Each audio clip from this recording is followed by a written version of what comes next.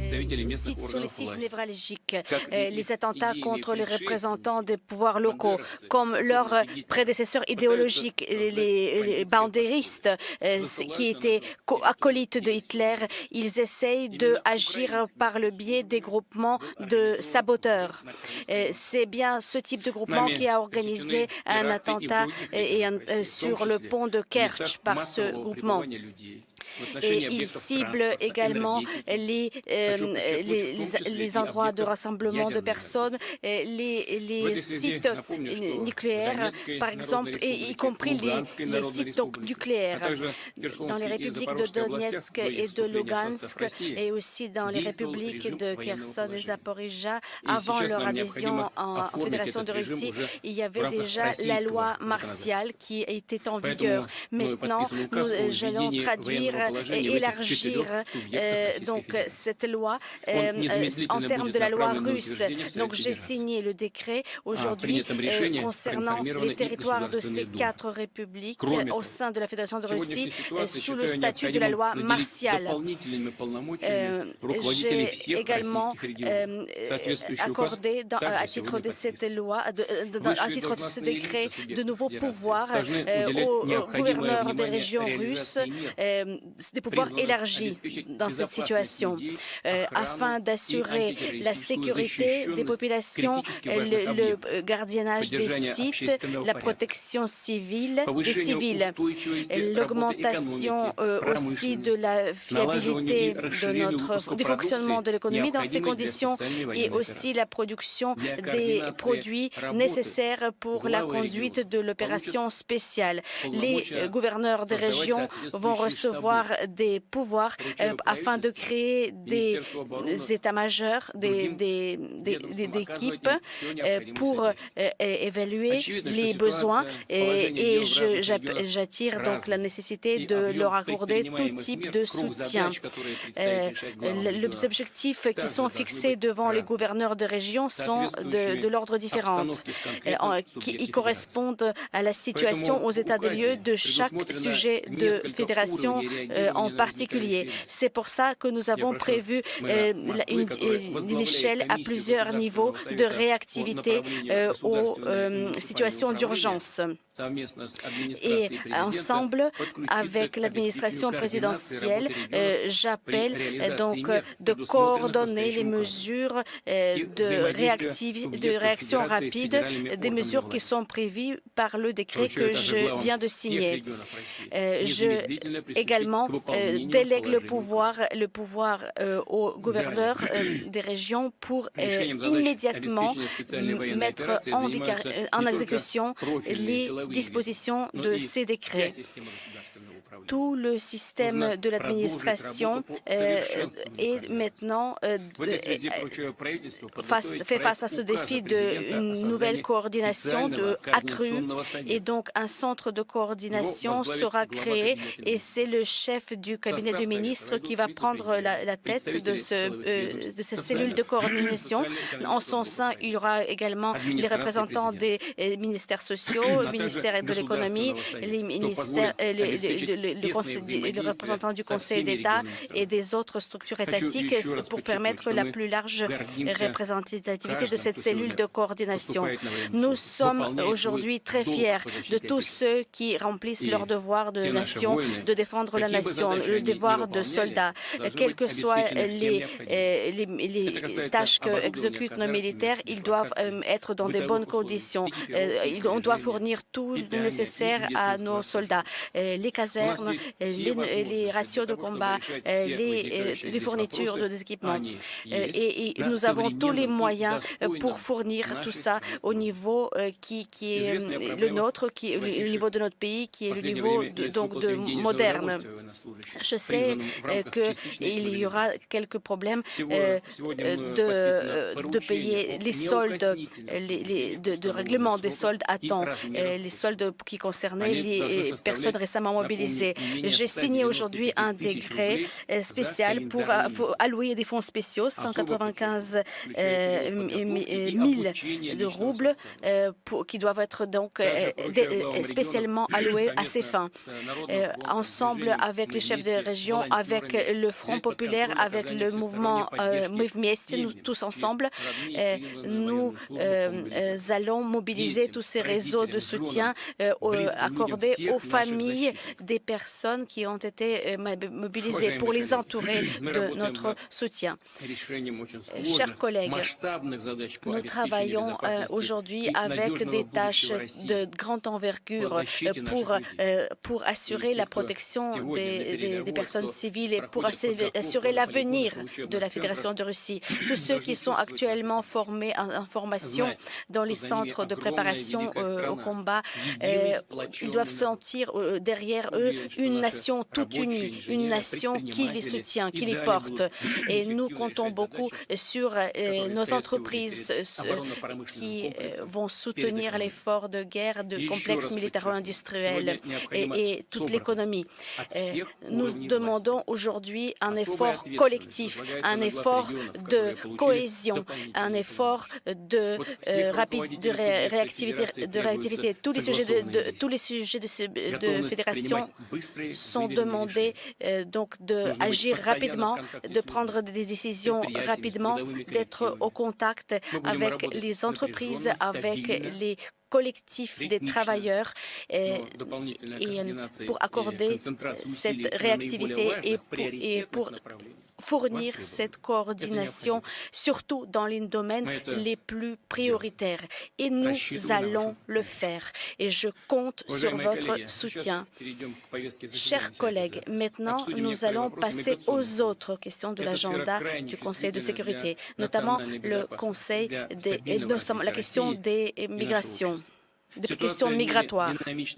Aujourd'hui, la situation au monde change rapidement. Il y a des facteurs globaux nouveaux qui apparaissent et qui ont un impact sur la politique migratoire. Nous devons prendre en compte ces nouvelles réalités, ces nouveaux défis et perfectionner nos moyens. Nous devons corriger le concept actuel de la politique de l'État en matière d'immigration. Elle doit être corrigée en fonction de ces nouveaux défis.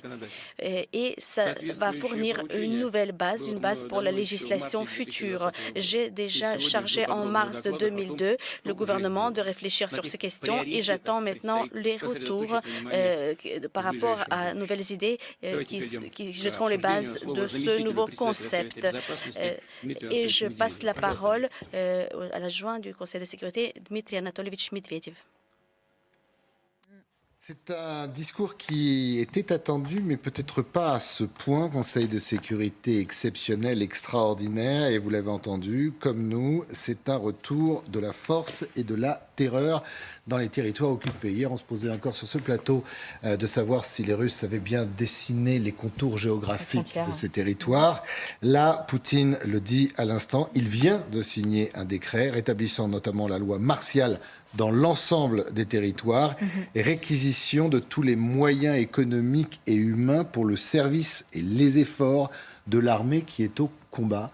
Le joug est tombé sur les 4 territoires annexés avec une loi martiale en plus. Ça veut dire que toute personne, on est un peu dans la France que nous n'avons pas connue, mais l'histoire nous le rappelle, après 40 et l'invasion des nazis, c'est-à-dire que toute personne qui s'opposera, bien évidemment, aux lois dictées par Moscou sera considérée au mieux comme un terroriste, au pire comme quelqu'un de mort. Il y a un vrai durcissement du ton là, chez Vladimir Poutine qui en effet décrète la loi martiale, que tout est immédiatement applicable. Il y a un centre de coordination qui se met en place pour toutes les régions annexées. Donc vraiment, on sent bien qu'on passe à la vitesse supérieure, également sur le plan économique, puisque là, c'est l'économie de guerre. C'est tout le complexe militaro-industriel doit être derrière nous. On sent en effet... Les richesses, peut-être même jusqu'à l'agriculture. On sait quand même que ces territoires n'ont pas été choisis par hasard, ils sont assez riches. Bien sûr, non, c'est vraiment, on passe en économie de guerre, tous les moyens sont faits pour gagner cette guerre, même si on ne prononce toujours pas ce mot, mais on voit bien que les autorités ukrainiennes sont traitées de tous les noms. Il y a une façon d'afficher sa force et sa volonté d'aller jusqu'au bout. Même le visage a changé. On le disait, on l'a souvent analysé ces derniers jours. Là, c'est un Poutine dur. Le ton est ferme, il n'y a pas d'approximation. Les mots sont choisis, ils font mal. Oui, moi je pensais juste aux ressources. Ça fait 8 ans que les ressources sont pillées en Ukraine sur les territoires occupés. Il ne faut pas oublier que le charbon, le fer, tout ce qui pouvait être pillé a été pillé. Donc je crois qu'il ne reste plus grand-chose. Et je crois que c'est vraiment un aveu de faiblesse, comme tout le monde le dit, là. C'est que les Ukrainiens sont tellement remontés et tellement prêts à en découdre que là, ils se rendent compte que plus rien ne passe, quoi. Donc vraiment, ce discours qui se durcit, c'est parce qu'il n'arrive pas à ses fins et qu'il a bien compris que les Ukrainiens allaient jusqu'au bout. Général Norlin, vous l'avez écouté, ce discours de Vladimir Poutine. On est dans une deuxième manche là, de cette guerre, opération militaire spéciale, continue-t-il à dire. Les mots sont forts, hein. Il accuse les autorités ukrainiennes d'être des suppôts d'Hitler. Oui, d'abord ce message sur le côté nazi de l'Ukraine est très ancien et a servi de prétexte à l'invasion de l'Ukraine. Mais au-delà du côté très inquiétant de ce discours, de ce message, il y a un côté pathétique. Pathétique parce que, vous savez, l'armée russe est partie la fleur au fusil. Et là, elle se retrouve en grande difficulté. Et le président Poutine réalise enfin que son pays n'est pas prêt à soutenir son armée. Mais c'est bien tard. C'est bien tard parce que c'est oublié. Les 20 ans, les plus de 20 ans de corruption qui ont présidé au fonctionnement de cet État, c'est un État mafieux.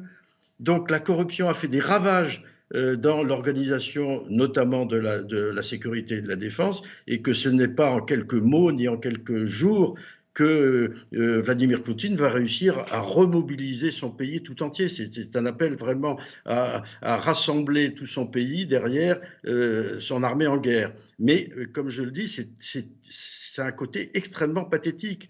Et d'un autre côté, c'est à la fois pathétique et aussi très inquiétant parce que du coup, on passe effectivement à une accélération, à une autre dimension dans ce conflit, si c'était possible.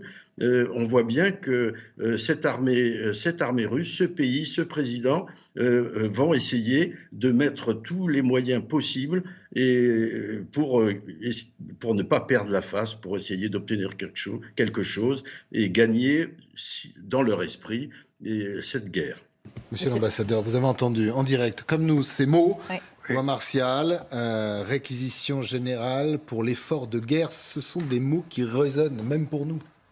Là, je crois que Poutine va vraiment très loin.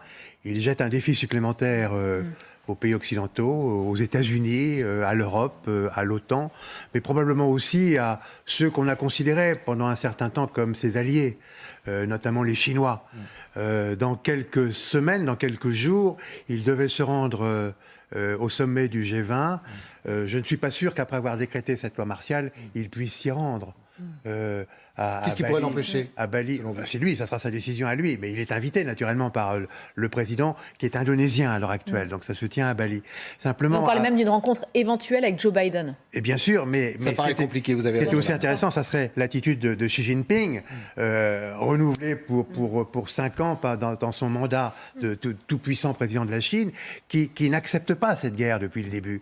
Et maintenant, la chose vient d'être aggravée par la déclaration de la loi martiale. Le deuxième aspect, c'est que la déclaration d'hier soir du général qui commande l'ensemble de l'opération en Ukraine était susceptible d'être analysée comme une prise de pouvoir par le général sur son territoire. Il disait, maintenant c'est moi le patron, je vais mener ma guerre comme je l'entends. Et comme je l'entends, ça veut dire que premièrement, je fais sortir les civils, deuxièmement, c'est peut-être pour tout bombarder, et troisièmement, s'il est nécessaire de retirer les militaires russes de l'enclave de Kherson, je le ferai.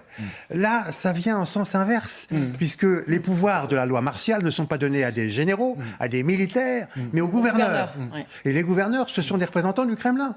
Ce ne sont pas des militaires. Qui ont toute autorité, qui auront même toute sur la autorité, loi et sur la population. Civils et militaires. C'est Et énorme. ça, pour les militaires, et même pour le général, le nouveau général commandant en chef de l'opération, c'est pas une excellente nouvelle. C'est une forme de désaveu, c'est Emmanuel Dupuis, pour le Oui, alors. général Sourovikine.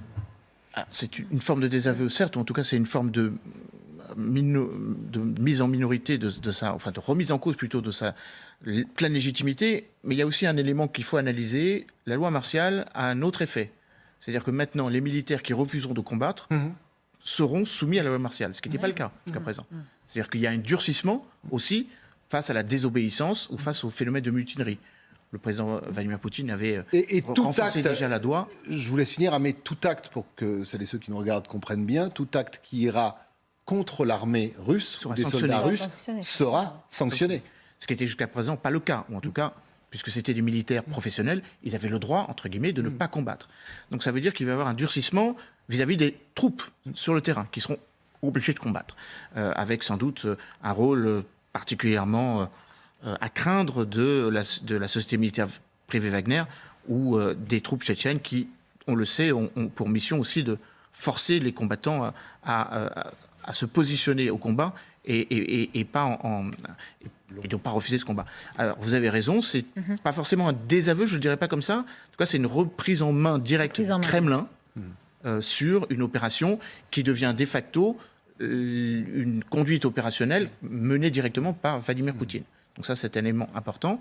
On le sentait, on avait déjà eu quelques signaux faibles, comme quoi il est donné lui-même directement un certain nombre d'ordres. Là, c'est effectivement une forme aussi de mise à l'écart de Sergueï Shoïgu, puisque dans le sens où c'est bien une remise en cause de la direction du ministère de la Défense sur l'opération, là, c'est une façon de rendre plus prégnant le poids que Vladimir Poutine va avoir sur la conduite future des opérations. On continue de parler bien évidemment de cette intervention marquante, vraiment, depuis le début de ce conflit à l'instant de Vladimir Poutine, pour deux choses, parce que ce conseil extraordinaire de défense au Kremlin se poursuit, mais Poutine, nous a-t-on dit, pourrait annoncer la fermeture des frontières de la Russie, ce qui explique également que ces nouveaux territoires font partie de la Russie, fermeture des frontières, qui nous ramène à une autre question qu'on va développer bien évidemment, c'est à partir du moment où ces territoires sont russes, avec des frontières russes, toute personne rentrant sur ce territoire est en guerre contre la Russie, mais tout armement provenant de l'Occident, qui arrive aussi pour frapper sur ce territoire, est-ce qu'il n'y a pas ce problème de co-belligérance que l'on évite comme on peut depuis 8 mois ?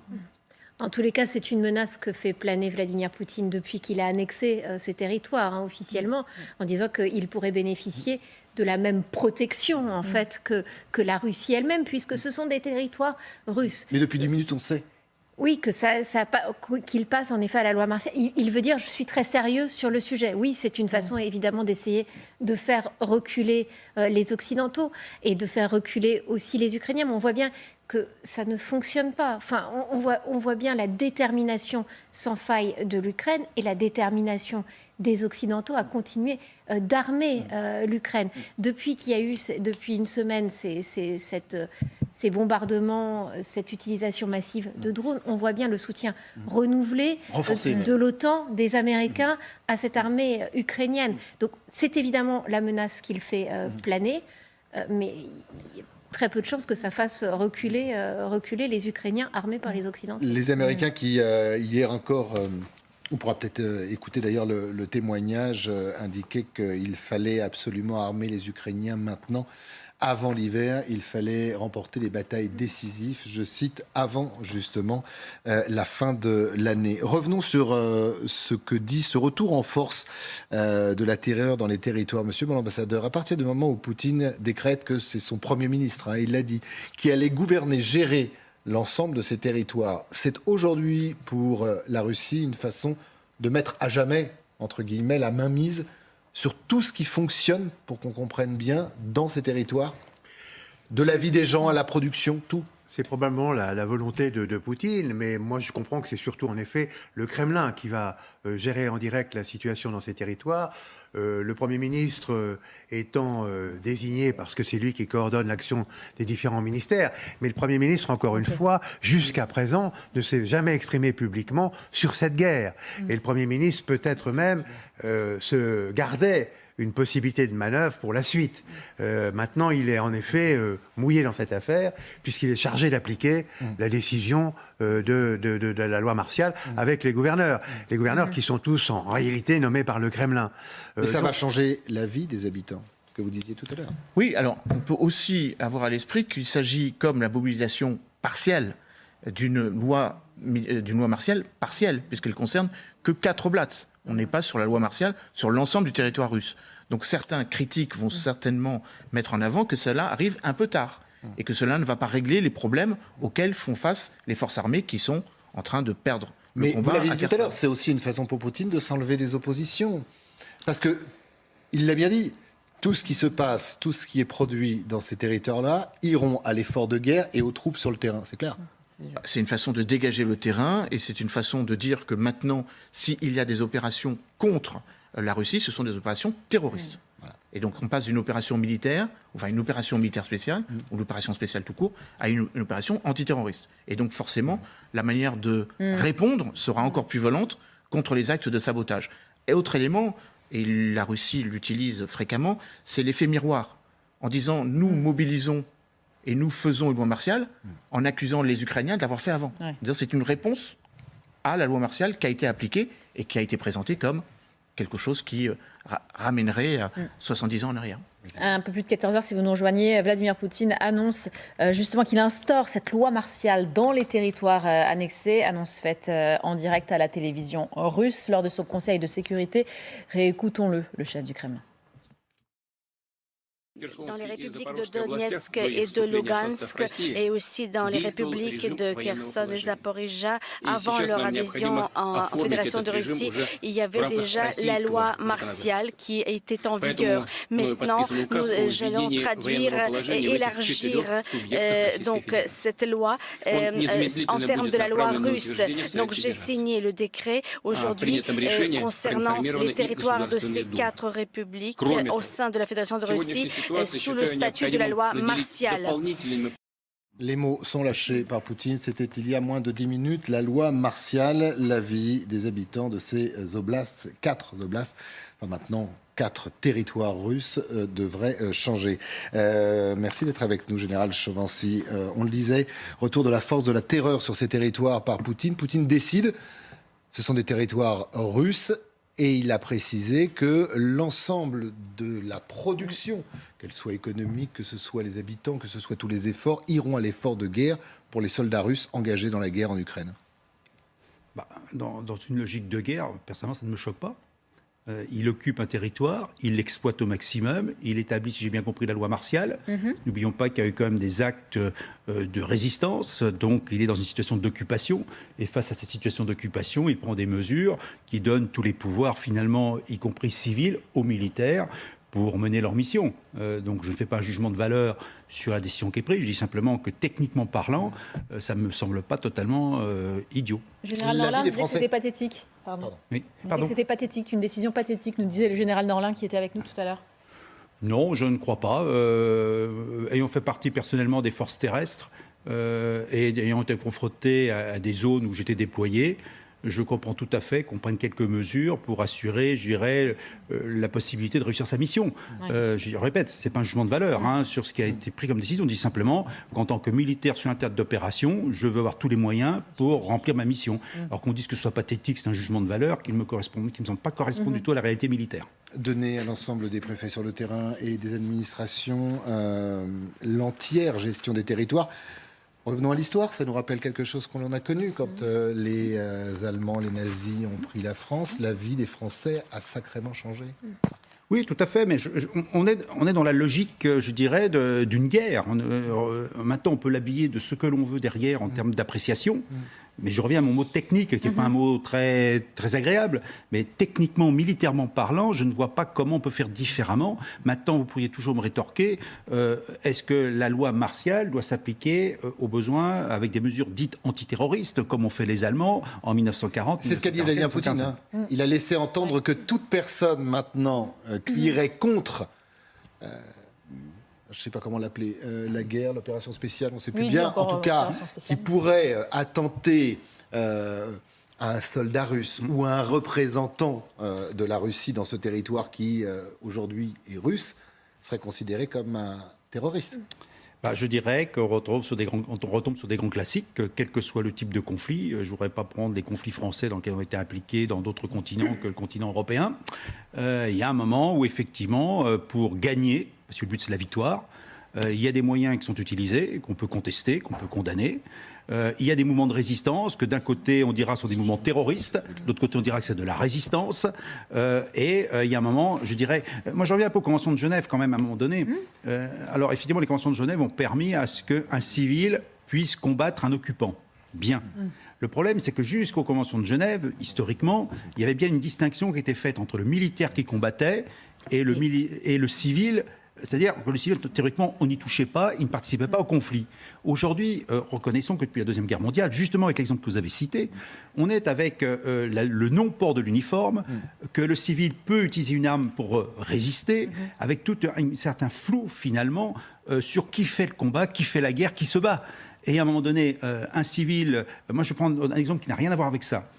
Prenons un cas très concret, comme ça s'est passé au Mali, avec un enfant qui arrive à 15 ans, vers nos soldats français, bardés d'explosifs. C'est un combattant, finalement, mais c'est comme un enfant. Et vous mettez tous derrière le droit qui existe pour réagir. Comment font les militaires face à ça? Ça s'est très bien terminé. On a sauvé l'enfant, il n'a pas explosé. Mais néanmoins, ce cas très précis qui est hors conflit, justement pour bien dire la difficulté aujourd'hui de faire la différence entre un combattant et un non-combattant, avec cette possibilité pour n'importe qui d'être un combattant, fait que à situation, on dirait, floue, correspond des réponses exceptionnelles. Et là, Poutine les assume complètement en disant « Oui, je fais appliquer une loi martiale parce que mes soldats n'ont pas à être tués, entre guillemets, par des actes dits terroristes ou par des actes de résistance pour les autres. » Et je crois que les images que l'on montre depuis ce matin des évacuations à Kherson et de la décision de l'administration pro-russe de faire partir les civils qui sont, on peut peut-être le dire, plutôt favorables à la Russie, en tous les cas qui font le choix d'aller en Crimée, c'est une façon aussi de clarifier les choses. Ceux qui restent, ce sont ceux qui ne veulent pas aller emménager en Russie ou dans les territoires pro-russes ou en Crimée. C'est une façon de clarifier les choses. Donc en effet, ensuite, il instaure la loi martiale, donne des pouvoirs de police renforcés aux autorités sur place pour faire la chasse à ceux qu'il appelle les terroristes. Après, on va écouter Vladimir. Je voudrais juste savoir, moi, si ces gens ont le choix ou pas, hein, parce qu'on n'en sait rien. Est-ce qu'ils ne sont pas poussés en Russie et déportés finalement? Ça, on n'a pas l'information, on ne leur a pas posé la question non plus. Donc ça se trouve, ils n'ont pas le choix. Donc il faut revenir un petit peu à la réalité. Alors, les images, on les reverra tout à l'heure, hein, l'encadrement est léger, mais vous avez raison de se poser la question, d'autres le font aussi, de déportation, d'exode pour certains. En tout cas, après ce qu'a dit Vladimir Poutine, je pense que tout est prêt pour pouvoir le faire. On va écouter le chef du Kremlin qui a donc signé ce décret qui prévoit l'instauration de la loi martiale. Tous les pouvoirs seront confiés aux gouverneurs des régions annexées. Réécoutons-le. J'ai également accordé, à titre de cette loi, à titre de ce décret, de nouveaux pouvoirs aux gouverneurs des régions russes, des pouvoirs élargis dans cette situation, afin d'assurer la sécurité des populations, le gardiennage des sites, la protection civile des civils, l'augmentation aussi de la fiabilité du fonctionnement de l'économie dans ces conditions et aussi la production des produits nécessaires pour la conduite de l'opération spéciale. Les gouverneurs des régions vont recevoir des pouvoirs afin de créer des états-majors, des équipes pour évaluer les besoins et j'attire donc la nécessité de leur accorder tout type de soutien. Voilà, c'est clair. Oui, mais je crois qu'on vient dans un schéma qui peut peut-être nous heurter aujourd'hui parce que nous n'avons plus l'habitude de ce type de situation. Mais il faut revenir à la réalité. J'ai un avis très personnel sur la question. Je dis qu'un civil, quelles que soient les causes, doit rester à sa place et ne doit pas prendre une arme, même pour résister. C'est un avis très personnel. Mais ça ne veut pas dire que moi je ne le ferais pas en tant que civil si j'étais dans cette situation-là. Mais dans l'absolu, simplement parce qu'il y a une confusion des genres. Et qu'après, vous ouvrez la porte à beaucoup d'exactions. Cette loi martiale peut conduire à des exactions. Donc, je dirais qu'il y a un moment où c'est un petit peu l'ambiguïté de cette Deuxième Guerre mondiale, finalement, qui a montré des phénomènes de peuple pour résister à un occupant. Mais finalement, on a instruit dans le droit international la possibilité, finalement, en tant que civil, de prendre une arme et de résister. Donc, comment un militaire peut-il se comporter alors qu'il ne sait plus vraiment si, en face de lui, il a un combattant ou un civil destiné à se battre ou pas. Voilà, donc c'est une vraie difficulté. C'est grand risque, monsieur l'ambassadeur, ça, les exactions à venir. Les résistants étaient les civils qui combattaient. Donc, effectivement, les Ukrainiens se considèrent aussi comme des résistants, qu'ils soient incorporés dans l'armée ou pas. Et j'ai l'impression l'Allemagne nazie considérait nos résistants comme des terroristes. Ça va nous rappeler quelque chose. Oui, et effectivement. Nous, des résistants. Et je pense que la décision de décréter la loi martiale dans ces oblasts va accroître les opérations de résistance. D'abord, ces oblasts ne sont pas complètement contrôlés par l'armée russe. Alors les Ukrainiens qui sont là, combattant généralement en uniforme, vont être considérés comme des terroristes. Et par ailleurs, effectivement, les gens qui sont partis à la demande du gouverneur de Kherson, qui est un gouverneur nommé par Moscou, c'est un collabo, qui a voulu que ces civils partent. Les civils sont en effet peut-être pour certains des réfugiés, mais pour beaucoup des déportés. Et il faut, je pense, parler des réfugiés ou déportés en territoire russe, car certains d'entre eux n'avaient aucune intention de quitter leur maison. Donc on est en situation qui devient gravissime, et je ne vois pas comment l'Occident ne pourrait pas réagir violemment à cette décision de ce matin. Oui, mais monsieur l'ambassadeur, c'est pas à vous que je vais l'apprendre, qu'aujourd'hui, après ce qu'a dit Vladimir Poutine il y a 1 heure maintenant, si l'Occident réagit, la belligérance est constatée, puisque ce territoire maintenant est un territoire russe. Il y a un Conseil européen qui doit se réunir demain. Je pense que ça sera le sujet numéro 1, parce que l'effet de souffle, il va être puissant quand même. Et là, c'est peut-être l'Europe qui réagira même avant les États-Unis. Et comment on peut réagir ? Vous avez l'habitude de... Non, parce que c'est sans précédent. C'est sans précédent, évidemment. Hier, pour des raisons que j'ignore, le ministre des Affaires étrangères russe nous racontait une gentille histoire suivant laquelle il voulait faire diminuer le volume de ses ambassades dans les pays occidentaux. Oui. Très bien, il a qu'à les fermer à ce moment-là. Les réduire... C'est parce qu'il a dit que... on a le sonore d'ailleurs, on le passera tout à l'heure, mais il a dit que ces ambassadeurs étaient tristes, chagrinés parce qu'ils étaient maltraités. Voilà. Oui, enfin, ils ne sont pas si maltraités que ça. Il n'y a pas de manifestation. On peut le prendre, monsieur l'ambassadeur, sur le ton de la boutade. On n'a pas changé le nom des rues autour de l'ambassade de Russie à Paris. On aurait pu les changer. On aurait pu donner le nom de héros ukrainiens, par exemple. C'était dans les possibilités de la municipalité de Paris de faire ça. Enfin, il y a un tas de choses qui ne sont pas à l'ordre du jour. Mais je pense que là, on va s'engager dans une voie extrêmement dangereuse pour la Russie. C'est peut-être le pas de trop. Merci d'être avec nous. Voilà, pour vous présenter à nos téléspectateurs, vous êtes un Français, vous êtes boulanger, vous êtes expatrié à Odessa, vous êtes de passage. Alors, je ne vous demanderai pas de la géostratégie ou géopolitique, mais juste quand vous entendez Vladimir Poutine, on sait qu'Odessa a été frappée encore hier, je crois, par les troupes russes. Quand vous entendez Poutine décréter une annexion totale, que ces 4 oblasts sont maintenant un territoire russe, que la population quelque part vivra à l'heure russe et que toute contestation, quelle qu'elle soit, sera considérée comme du terrorisme. Vous réagissez comment ? On réagit dans le sens où il est en train de soulever encore plus les civils ukrainiens contre son annexation, parce que c'est... Lui, il dit ça m'appartient, mais non, ça ne lui appartient pas. Ça appartient aux Ukrainiens. Il va soulever de plus en plus les civils. Les civils qui n'avaient pas pris les armes, il y en a déjà beaucoup qui ont pris les armes. Cette fois, vont les prendre vraiment. Parce qu'ils n'accepteront pas. C'est pas possible. Ils ne reculeront pas. L'Ukrainien ne s'arrêtera pas. Il veut tout récupérer jusqu'à la Crimée. Ils y arriveront ou pas. Mais poser les armes et dire oui, d'accord, c'est annexé, c'est à lui, c'est la loi martiale. Non, pour lui. Intéressant parce qu'on a toujours entendu des politiques, à commencer par Volodymyr Zelensky, le président, parler justement d'un jusqu'au boutiste. De toute façon, les négociations, c'est terminé tant que Poutine sera là. Et la Crimée est là. Mais vous les rencontrez chaque jour, ces Ukrainiens, vous leur parlez pour eux aussi. C'est-à-dire que l'Ukrainien qui est là, qui vit, qui travaille chaque jour, qui n'a aucune relation avec le pouvoir politique, pense exactement la même chose. Exactement la même chose. Je vais dans plusieurs villes, comme vous le savez, je distribue mes fameux croissants, mes pains au chocolat, j'essaye de soutenir les gens. Vous le faites encore parce qu'au début de la guerre, il y avait une petite interruption. Vous n'aviez pas tous les ingrédients qu'il fallait. Oui, en fait, j'ai réussi à avoir un camion avec du surgelé, des croissants surgelés et tout, donc je continue. Et je suis de passage ici pour refaire un camion, justement. Donc je rencontre les soldats, je rencontre les civils, des gens âgés, des gens de tout âge, et tous se soulèvent contre Poutine. Il y a une unification de tous les Ukrainiens contre cet homme-là, contre tout Russe en fait. Donc il peut parler d'annexation de territoire, c'est à nous, non, personne ne le voit comme ça. Ils n'ont pas peur.